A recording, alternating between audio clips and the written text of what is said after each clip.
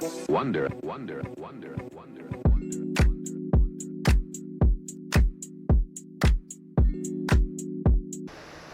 Welcome back to the Senora Vibes podcast. We are in season 15. We're almost at the very end. We are reaching a big milestone, and my husband is in this episode with me. Hi, baby. Thanks for having me back. Excited to be back. I know, I'm It's so been a excited to while. have you. It's been a while. It's been a while, yeah. But we got the usual wine flowing, so that helps. Yep, we do love our wine. You just took a test earlier this morning. Tell everybody about the test you took. I took a very region-specific test.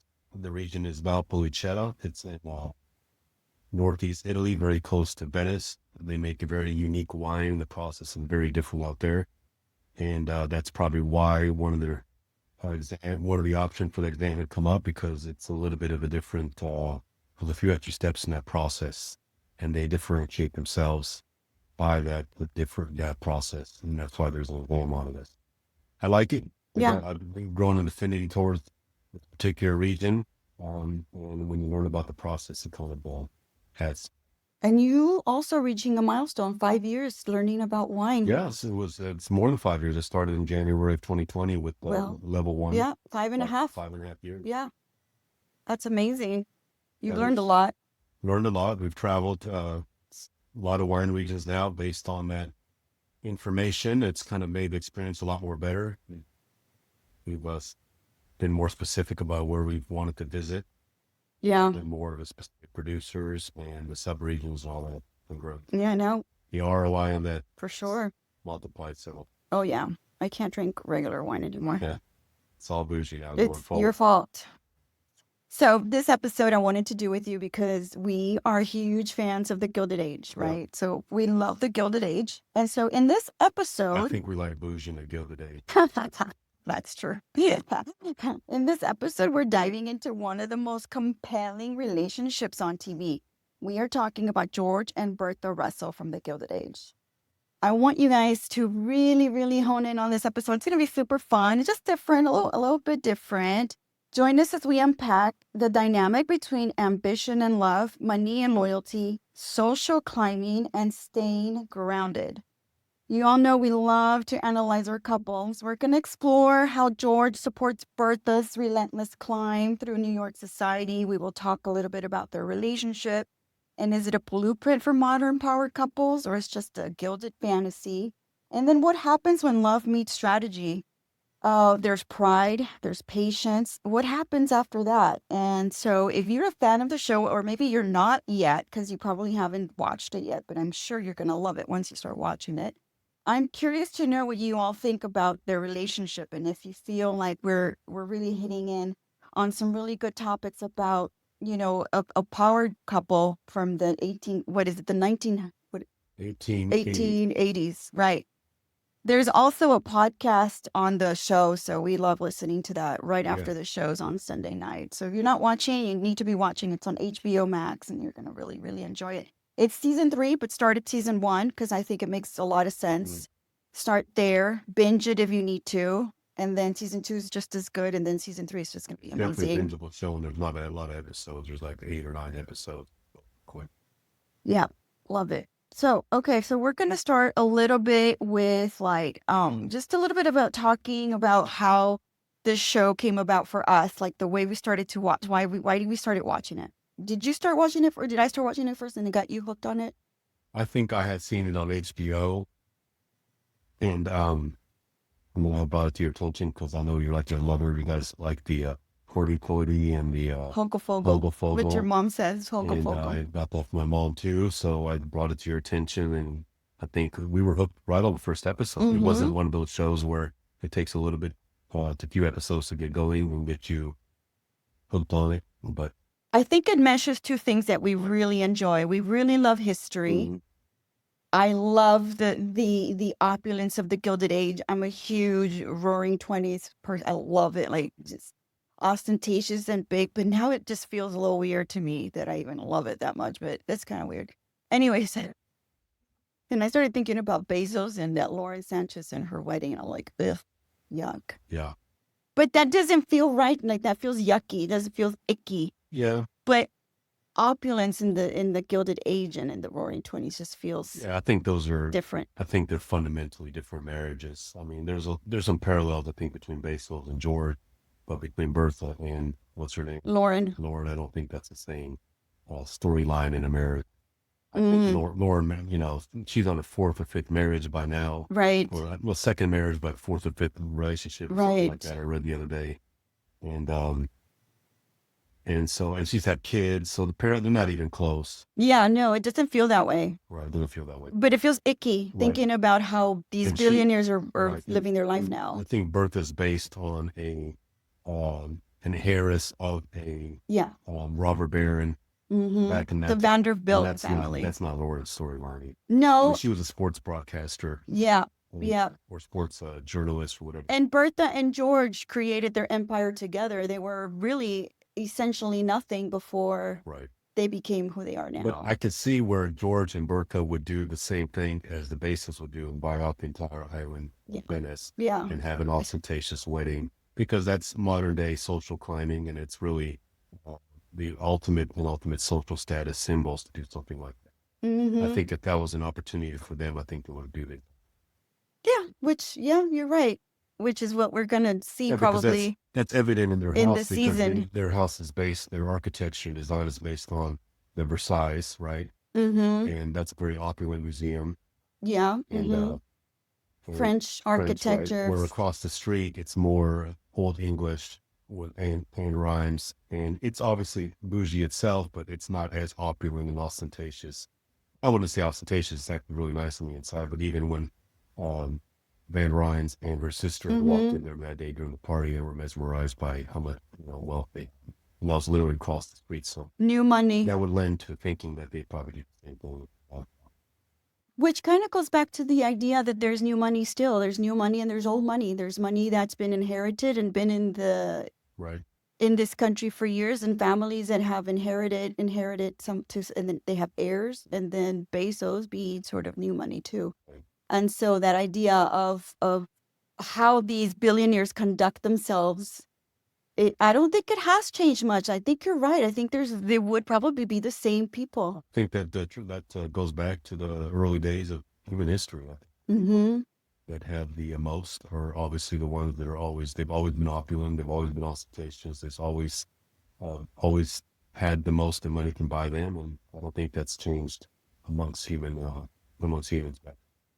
I think that George and Bertha have a very solid marriage. Why do you think that is? I mean, I feel that way. Well, I think they have one goal in common. I said they're highly ambitious people. And they're both ambitious. They're both ambitious.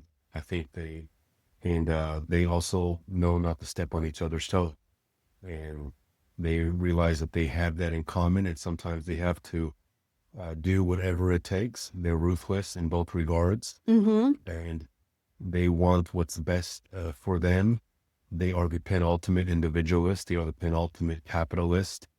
And they're just they are what I think America eventually became later on into the 20th century and into the 21st century. What we see now, I think we see the seeds of all that taking place back then.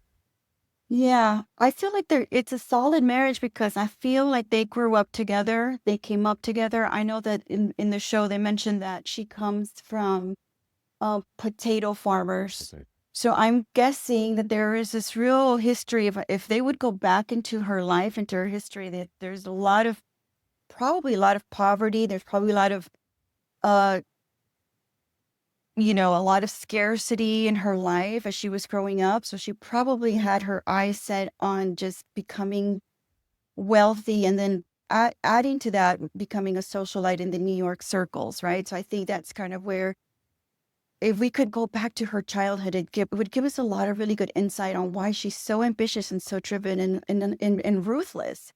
But it's also George. George is the same. I think you make a good point, and I think that would be a great episode Yeah. to go back into George and Bertha's early life to see exactly how it all came to the fore that they have today.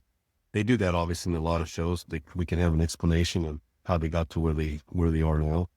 But you see that also play out in society in general, where people come from nothing. It's one thing to be poor, another thing to be hungry, right? or people that are poor seem to skirt by with people that are hungry. It can create sometimes a drive and motivation that people that already have enough in a way don't have that ambition and drive. And my guess is on Bertha, that's probably her case, because I think she's so afraid of failing and going back or to being poor again. being poor again, possibly to the point of being hungry. If she was one of those Irish immigrants from potato famine days where it was literally famine, I think that drives people. I think it's the same case for George. But what I like about George and Bertha is that they don't necessarily, they kind of follow social norms, but they also create their own norms at the same time. They're blazing a trail, but they're also running a parallel trail to what others are blazing at the same time. They're not exactly following in the footsteps of others. It's like a parallel track. And they're kind of setting the tone for what new money is becoming, right? I feel like she comes into the season really hell-bent on marrying her daughter well, pursuing her metropolitan opera idea, right? Because she wants to be a pioneer at something. She doesn't want to be a follower. She has such leadership qualities in everything that she does. Absolutely.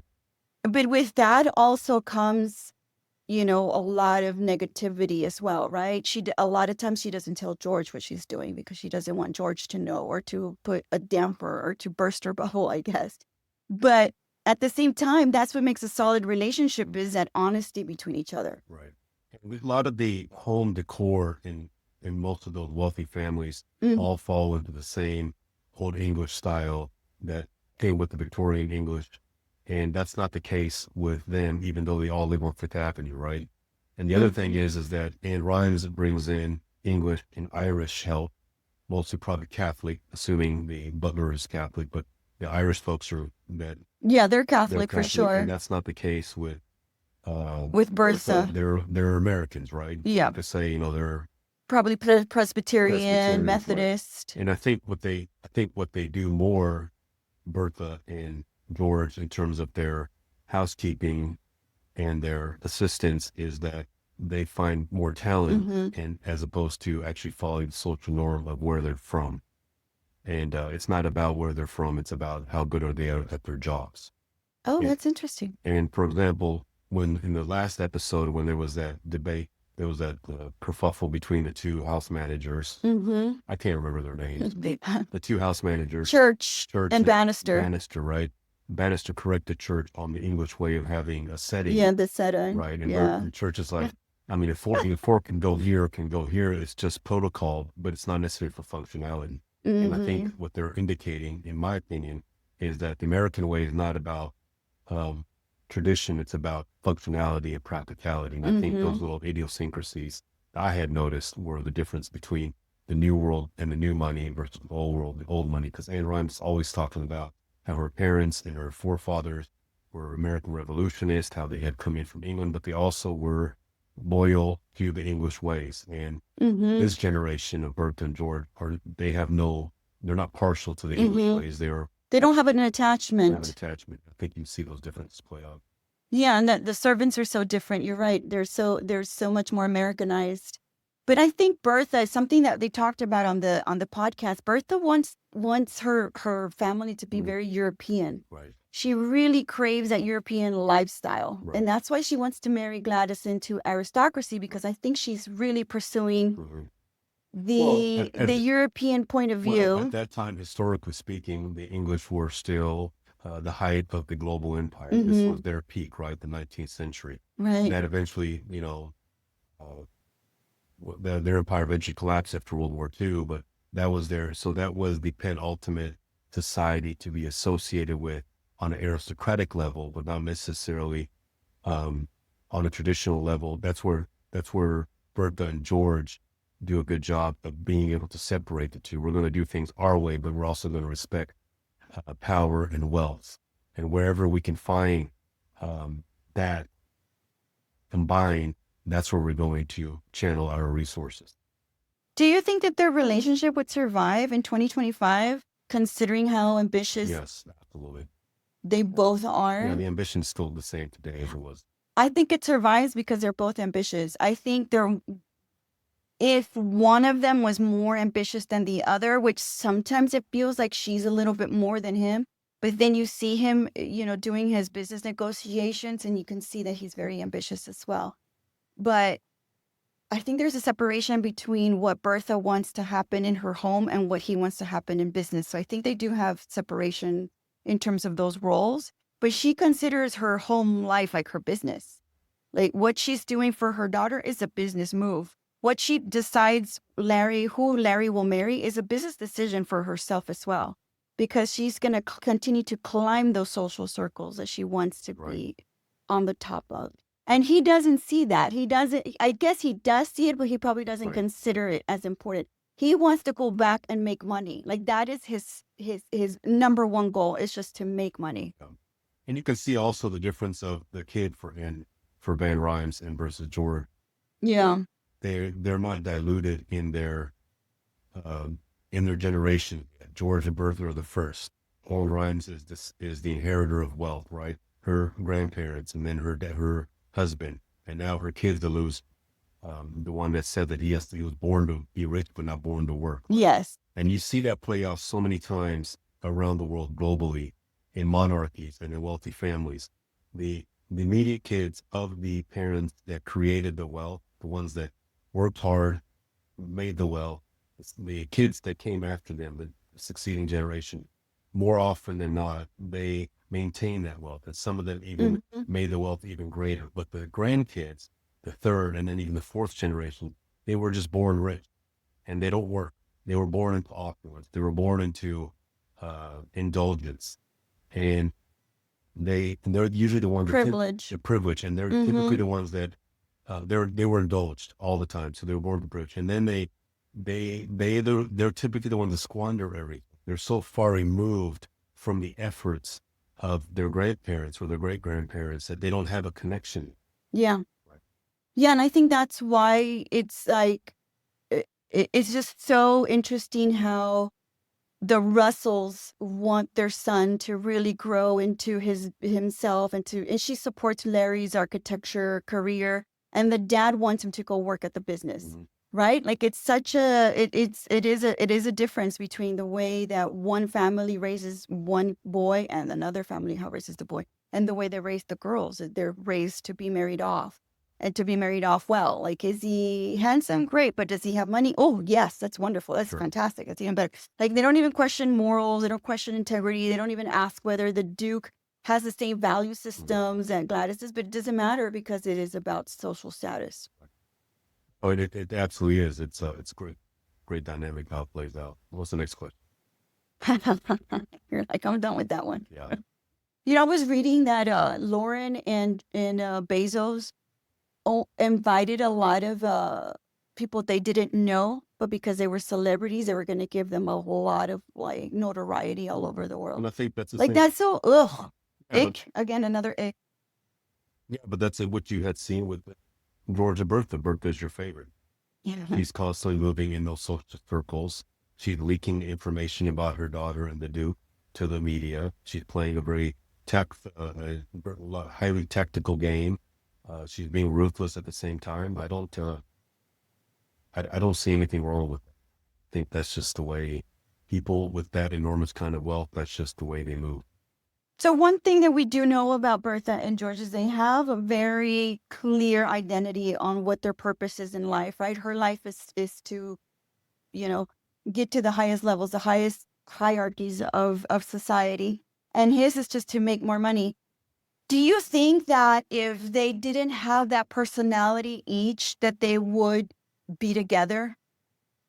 No. I don't think Bertha would put up with George if she wasn't Bertha, and I don't think George would put up with Bertha if he wasn't George. They're the perfect star of the line situation in a relationship. They have their core of what brings them together is ambition, and I think that encompasses their daily lives on a daily basis. I mean, for example, when George in the last episode, he just came back from the Southwest. He didn't even take a moment to relax. He didn't take a moment to take a breather. They clearly showed him. He walked in there and talked with one of the world's wealthiest people, JP Morgan. He organized it from an efficient standpoint to make sure he was there exactly when he had walked in, and went straight down to business because that's what's on his mind. Yeah, all the time. 100% of the time. And that's like you. You're so business all day, every day. And I like that he I like that he didn't take a break. Let's get this done. Yeah, Let's you don't take conversation. breaks either, honey. Let's make this. Let's keep Yeah. moving forward. Let's keep making decisions to so every day is a productive day. And I think that's what George had done with JP Morgan. I think if you would have been born in that age and that time frame, you would have tried to become one of them too. Right, but it also shows that how big their house is, that George was home for, you would arguably say half an hour, maybe an hour, Mm-hmm. and they had no idea he was there. His wife came home, but you you're here, and the daughter had no idea. That just shows, it portrays how large their home is, that it's literally like has different wings. Mm-hmm. And not only For that, sure. but the staff didn't go and gossip to Bertha and to Gladys that, hey, George is here. They just, they understand each other's, they understand their roles and the roles of their bosses, to where they couldn't reveal that information. They knew that George had to come out on his own when he was ready. Yep. That's so true. So how should couples handle ambition? How do they handle personal growth? Mm-hmm. Well, I think, everybody. I don't think there's a one way to do it, right? I think it just depends on the couple and the people together, the him and her. I think you just need to be online and pivot. I think this country is built on ambition. This country is a business. This country is a generous country for those that succeed, and it's a vicious and rapacious country for those that don't. And I think that you have abilities here, relatively speaking, to do things in this world. Of course, it's not evenly spread. Of course, capitalism has a lot of cracks. Of course, it creates, destroys, rebuilds. But I think traveling around the world, a lot of countries, I see those opportunities are not as readily as available as they are here. The barriers to entry in this country succeed are much easier to enter than they are in other parts of the world. With that said, I think that you should take advantage of it. And one thing that I find myself always thinking about is I get very annoyed when I don't get invited to things in social circles. well, you do. And I think it's something that it really just grates me, because I know that you have to pay for play. I get it. I know a lot of girls that are out there, buying tables at galas or donating a ton of money at different organizations. And I'm like thinking, "Ugh, I really want to be at those places. I really want to be at those events. But unless you pay, let's say $10,000 for a table and invite your friends, you're not going to be considered a part of that." And I think I feel that part of Bertha so much, because that's an ambition of mine as well. But I get it. I understand why it's wasteful to have to throw money at something just for a a photo in the Houston Chronicle or something like that, right? Yeah. Because if I want to do philanthropy, I want to do it for the philanthropy behind it. Not like on Agnes said, you do charity for two reasons. One is to climb the social ladder, and the second one is for good. Yeah. I always want to do it for good, but then at the same time, I want it to give me that social status. Well, I think And that's an annoyance of mine. Well, I think that it's both. I don't think when people do philanthropy, it's just for social good. Of course, there's exceptions. I mean, there are folks. Tax write-offs. Yeah, but I think there's two types of philanthropies. There's the folks on the ground, like in the Middle East or in Africa, that are helping the folks out there in in Gaza with destruction from Hamas in Israel, or in Africa, or low socioeconomic countries. I think those people honestly do it for the good. But then there are super wealthy people that do the philanthropy because it's both. I think it's for their own climbing of the social ladder, and it's for doing some good. I think it works out to win-win for both in that regard. But that's something you and I don't agree on. Yeah, That's very rare that we don't agree on something, and this is a thing that we don't agree on. It's, you are really annoyed by the people that do pay for play and do go in and do buy the tables, or because we could buy the tables. We do have the money to do all of those things, but you refuse to do that because you don't want to be like them. Yes. And I want to do it because I want to feel one time like them, just one time.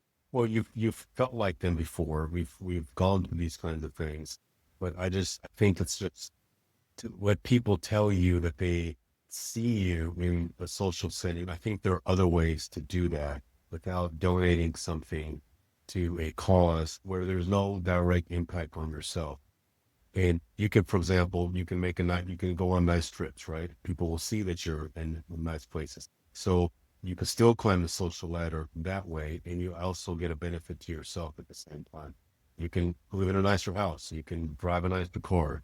You can, there's a lot of different ways where you can still climb the social ladder in people's eyes without having to donate money to causes. A lot of people probably disagree with me on that. People like to give money to causes. It gives them value. It doesn't give me value.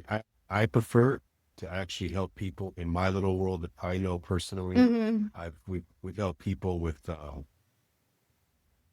Infertility treatments, fertility treatments. getting houses and tenants that we've right. given a bunch of. We've helped people get to pay off college tuition. We've helped. Right. Yeah, and we didn't charge a premium for that. We didn't expect interest or anything. We didn't. Yeah, we did it for the goodness. We did it for the of goodness, it. And I think that means more to me than giving it to necessarily a organization that you think, are they doing the right thing with the money? And most of the time they're not. It goes to bureaucracy. It goes to bureaucracy. And they find out of 100% of their budget, 78% goes to paying off overhead, and 30% actually hit the cost. I'm not saying that's the case all the time. I'm not even saying that's the case more than 50% of the time. I don't know. I haven't done the studies because I'll never be interested in doing that. But I have always heard that's usually what it goes. I know. Yeah, that's not part of your ethos. I know that. It's not what you, it's not. If all the charitable organizations that disappear on this planet, there would probably be a huge void there. I'm pretty sure they do a lot of good. But it just seems like, looking from the outside, there's a feeling that you get is that there's just so much more malaise in this world, and there's so many charities out there, and nothing ever seems to be better. Nothing, see improvements. There just seem to be improvement. I don't know. It's just an outside-in perspective. Right. And we're not in the inside, so we don't know that sort of thing. But I think that's one of the ways that I think women back in the day, back in the Gilded Age, really, asserted themselves. Is they like, she donated to the Red Cross. Like, she wanted to establish a Red Cross. She opened different hospitals. So that was a way that she did it, and that was a way that money goes and helps and gives back, right? But the difference in that case is that the lady that was in charge of the Red Cross didn't come from wealth. She came from what I had spoke about earlier, that she was boots on the ground, a situation like in the Middle East, like in Israel. These were people that intrinsically from the bottom of their hearts are doing things to help people out, but at the same time, they need wealthy benefactors to finance. Yeah. And that's the difference, is that the wealthy people give them money and hoping that the Red Cross does it. But at that point, the Red Cross was in its infancy. Red Cross is now a global organization, and I'm pretty sure they do great things. And I don't know what all impact that the Red Cross has, but typically when they get to that big, they end up being just as unscrupulous as the people that of the Jeff Bezos, Elon Musk, the Zuckerberg, yeah. It's no longer, it lost its authentic meaning, and they simply just do it for tax write-offs. Yeah. And I find that the women that divorce these men, like Mackenzie Bezos, and the other, the Gates, Melinda, they take that money and they really invest it in people and women and businesses and small organizations. And I feel like, why were they not able to do that when they were married to those guys? Maybe because those guys wouldn't allow them to do that sort of thing. Or maybe now that they're not married, they have a freedom to do that. So there's a difference between like all of the people that give and do for charity in terms of like what they do for others. And then because they're going to get something out of it, or they're going to get, a spread in a magazine, or they're going to get a social media post by someone pretty big. I don't know. It's just so weird to me that, we're in an age now that money has just become so icky and so gross and really isn't used for the highest good. So let's talk a little bit about their parenting styles, because Bertha and George have very different parenting styles. Bertha is very strict. Like she's committed to guiding and like dictating to her kids. And George comes across as a little bit more warm, a little bit more understanding, and kind of the balance between. Do you think that that's how parents should be? Like there should be a balance of each other for their kids. One is more strict than the other. One's more directive, more authoritative. The other one is more nurturing. Well, I think that creates problems. I don't know. Just from my personal experience, that's all I can speak of. I think that if there's too much of a dichotomy between parenting styles, I think the kids will naturally gravitate towards the path of least resistance. But that's the black and white version. Of course, it's very gray and nuanced. Some kids naturally are ambitious. I think it's the environmental nature versus nurture argument. I think the nature of a kid really dictates all. And I think the parent's role is to adjust themselves to the kid. Mm-hmm. And I think that's really more of a better question. I don't think you should be too far off in your parenting style. I think there might be a little bit of leniency on one side or the other, but I think at the end of the day, a successful parent understands their kid, adjusts themselves to the kid. Mm-hmm. I don't like Bertha's role in her daughter because the daughter is making it clear that she's not ambitious. She's making it clear that she doesn't want. She's not her mom. She's not her mom. She's not part of she doesn't want to be head of society. And this has tendencies to be like his father. Mm-hmm. He's motivated and he motions to strike out on his own. I appreciate that. He's trying to do this clock investment with Mm-hmm. one of the help next door from Ed Ryan. So I can see that. But I think that at the end of the day, Bertha said that she's 18 and she doesn't know anything. And I think she needs to take that advice herself. Right. She's 18, maybe she's just not ready to be married. And if you're thinking that she's making a premature decision too early in this world by marrying the wrong person, that she's going to be miserable, because I think Bertha's right. That prison will be a marriage if that marriage will be a prison if it's an unsuccessful marriage. Then what you're saying is that we should hold off when your daughter is a little bit older and let her make that decision when she's mature enough to understand the benefit of marrying somebody like the Duke and the benefit of marrying somebody that she loves. Yeah, there's an immaturity going there, but I Right. think she's using that as her advantage to dictate Yes. And what she should do, what she needs to do in order for her Right. ambitions to be But met. that's a high risk game Yeah. that she can risk the relationship with her daughter. And if the Duke, which I'm looking from the outside in, is, I don't know the history, but I think of King Henry, right? And where he Oh dumped one gosh. for the other. Yeah. And I looked at the way the Duke had looked at her. He brought a lawyer. So that tells me it's a prearranged deal. It is. And he's looking for money, by the And way. he's looking for They didn't have the money. They have the title. Right. They're aristocrats and they have the Right. titles. They just didn't have the money. So that's where American money came in. And these daughters were Right. sought after because they had Yeah. money, new money. And that fits into Bertha's mold of a marriage of convenience, a marriage of money, a marriage of ambition. But is that what her daughter wants? That's what her mother wants. That's not what her daughter wants. But maybe the daughter's too young to understand it. And I think that maybe they can just hold off on it Yeah. before. But at that time, people got married early in life. You know, And there were business arrangements. Most of the time were That's business right. arrangements. It's like she says, you married for love, Mom. Why can't I do that? Because, and she says to her, well, now you're in a different place where you have a different status. You don't have to marry for love anymore. You can make it into a business decision. Right. In which you can be influential. You could be a duchess. You have influence at a global scale as opposed to being married to a banker here in New York Mhm. and just be an unknown housewife Mhm. on 6th Street.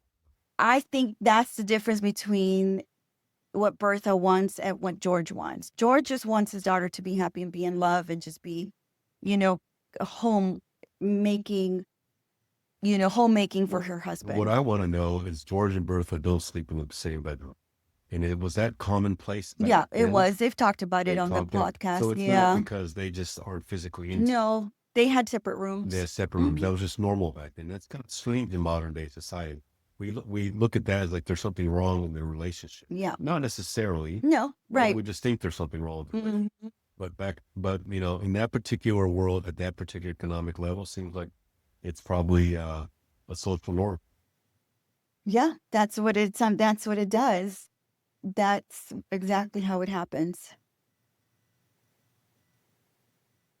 How do we raise kids? Like, for example, how do you raise kids in like in crazy wealth or very rich? Like, I think about Buffett, and Buffett always says he's never leaving money to his kids, or he's not leaving any money to his kids. But the Russells really consider how their money is going to be allocated, right? Like that daughter's going to have her set of inheritance and Larry's going to have his own inheritance. Yeah. But people nowadays, the way that we see it, I guess not us, I guess you and I maybe see it differently from most people, but we always feel like our kids have to find the value in every single penny. And I think that's hit or miss. I think that's the same situation that even took place back then. I think you'll probably find aristocratic families. I think Carnegie had come to mind. Did he not bequeath a lot of wealth to his kids? He didn't. He gave it to the library system. Right. That's what I remember. So I think that's a case-by-case situation. And, Warren Buffett is an exception. I think even Bill Gates had mentioned the same thing about his kids, or Melinda Gates was on the podcast the other day. And it's like what they followed, I think, Bill Gates' recipe for what to do in the situation. Enough for them to do something, but not enough for them to do nothing. And I think that's the proper approach, to where you can set them up, but not enough to where they don't have to do anything, like Ben Ryan's son. But he wants to be more rich but not work. Yeah. And I think that's why he did what exactly. Oscar, right? That's his name. I just can't remember their names. And I think that's the right way. You want to build something in this country. That's what capitalism's supposed to do. It's supposed to increase the standard of living from the time you enter to the time you leave. And by doing that, one of the ways that you see the fruition of that labor is to give something to your kids so they can build upon that later on. I think that's why everybody comes here, even from the poor to that become a little bit less poor, and the people are the less poor, intra-middle class. Of course, it doesn't work out for a lot of people, but it works out for some. And I think that some people that immigrate to this country, they're all leaving here for something better. Yeah. Immigrants come here from Mexico, Central America, South America, from the Middle East, from Asia. They're all coming here for a better situation than they had before. So that means, with that logic, that you're going to leave something better for your kids. Eventually hit the tipping point to where there's so much now, and the kids no longer have to do anything. And I think that's where that good parents come in and say, listen, we got you to this point, but we're not going to give you enough to not do anything. You have to contribute as a successful member of society. You have to add value to this world. Yeah, and I think that's the part where Bertha and George, I feel like, don't have that common idea of how to raise those kids. Because I feel like he has the idea that he wants his kids to be self-sufficient, independent, and the daughter, if she wants to get married, great. If she doesn't have to. And she's much more determined on what she wants to see for her life. But I find that in this show, it is really Bertha that is climbing the ladder through her kids. She's climbing the ladder through Gladys, because remember what they said? Right. You're a very lucky woman, or you're very good, or I don't know, I forgot what they said, but something like she smiled when he said, well, wow, look at the mom of that girl that got married to the aristocrat. That's what she wants to see. And I don't think she's seeing what Gladys wants to see and what Gladys wants for her own life. And I think George does. Yeah. George sees it. And I think he's trying to stand up for her and trying to see. But how does he convince Bertha? I don't know. I see another dynamic at play as well that actually plays out in society all the time. It's the father-daughter, mother-son dynamic, right? And mothers are typically harder on their daughters. Yeah. Fathers are less so. Fathers are harder with their dads, on their sons. Mothers are less so on their sons. I think that's taking place here as well. So, I don't see where Gladys is going to. I don't see where Gladys is going to go with this. I think at the end of the day, she's going to have to succumb to her mother, because I don't think the father is that far off from the mom. I think he's just preoccupied with his business at the same time, but he also realizes that he doesn't want to. To him, this is a little bit of a sideshow, because at the end of the day, the first question was, which are they where they are now because of Bertha or because of George? Yeah. Right. And I think it's both. Both. Right. It's both. But at the end of the day, to be able to climb the social ladder, you got to have money. And it's like why I always say envy drives the world, not money. Money is the means of envy. And I think they want to be like others, and means is the means to get. So George realizes that he wants to make his wife happy. He understands the social component of climbing society through his wife, through the connections that his wife has fomented. And that also helps him in his business, because that brings network and connections on the business side with the gentlemen's out of the world. So I think it works. It's a symbiotic relationship that works out well. And not only that, but they always say, like, in marriages that are like, if people very powerful or have a lot of money, and they always get like Mackenzie Bezos and like Melinda Gates they always get hate from people that said, well, that's his money. That's his money. But she grew that money over 20, 30 years. Like, it wasn't like she went and spent that money.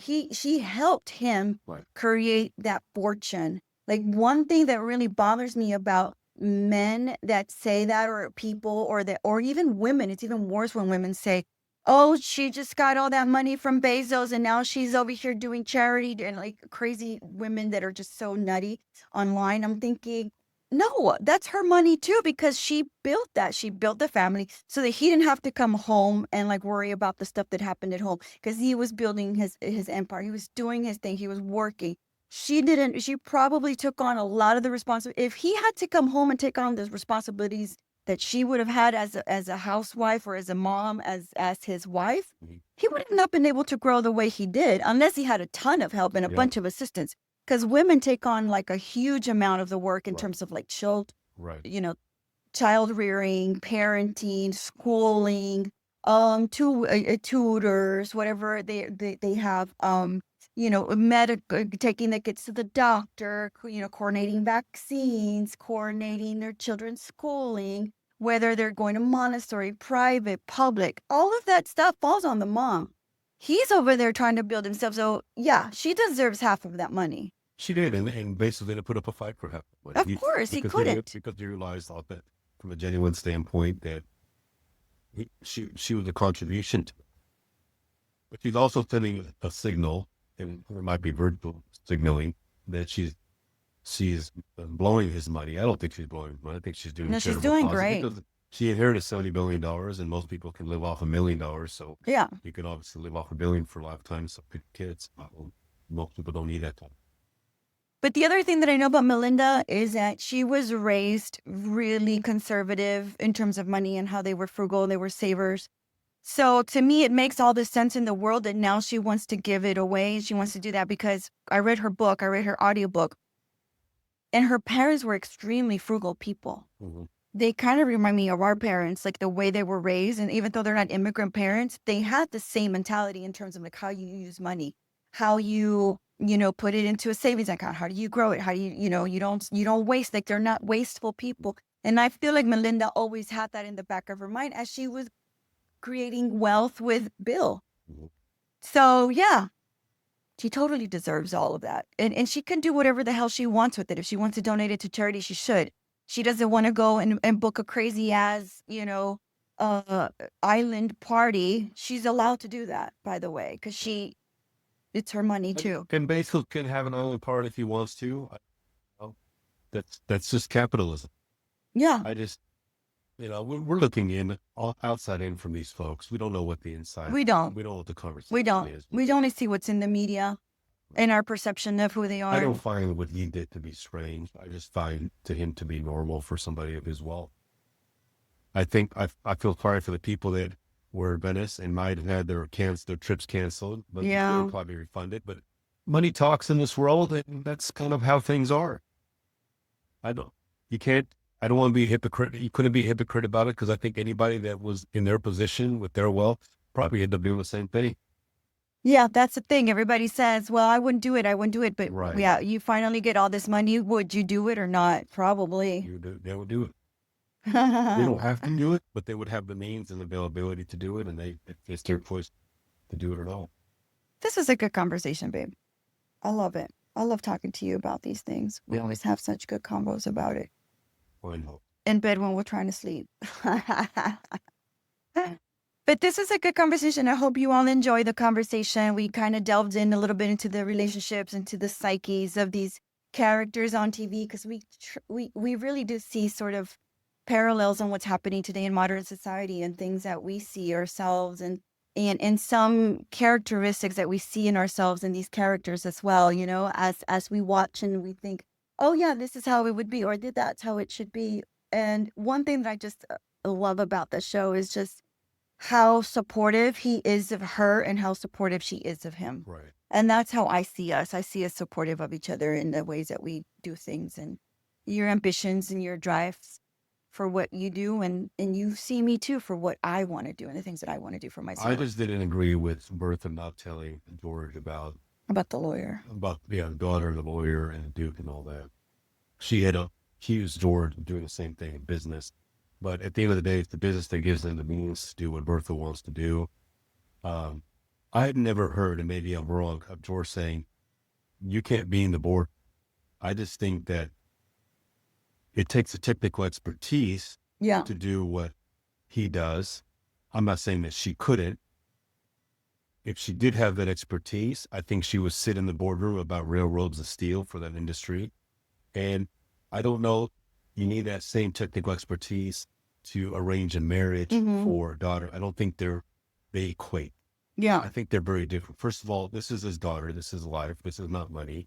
They're not apples and apples, the same thing. I think it's apples and oranges, number one. And number two is society back then didn't lend for women to be in the boardroom. But society did lend for men to be fathers, right? And that's and he's trying to assert himself as a father. Himself. He doesn't appreciate she does things behind his back.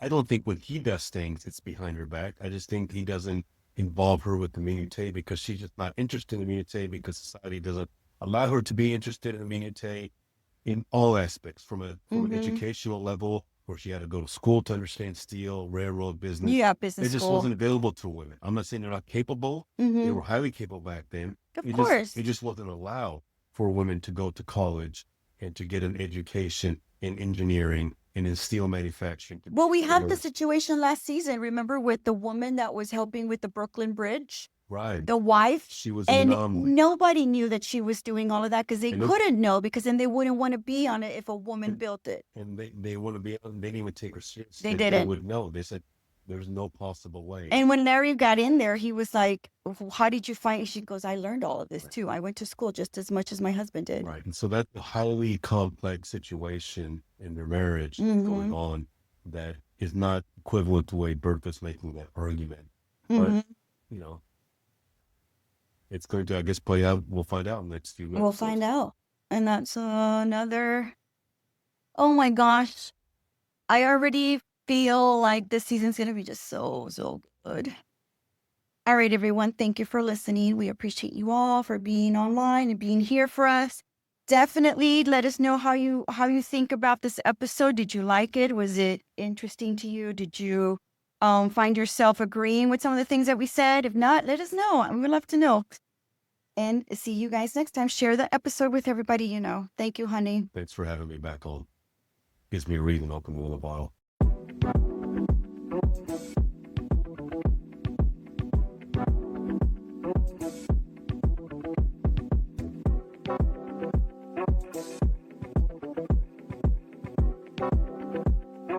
Wonder, wonder, wonder, wonder.